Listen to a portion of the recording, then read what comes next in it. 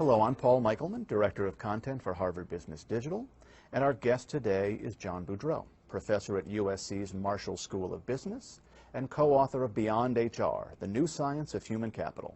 John, thanks for joining the program. It's a pleasure, Paul.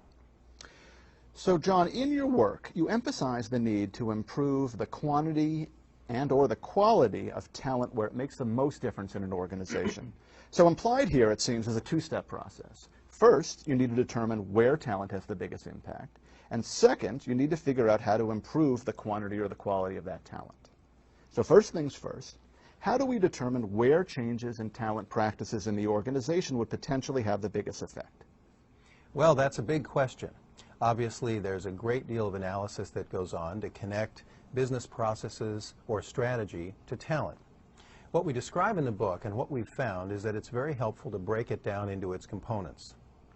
So strategy questions often revolve around how we compete, what makes us different, how we're going to protect that difference, and how we create value. With that in place, we can begin to drop down and think about processes, resources, and other supporting elements.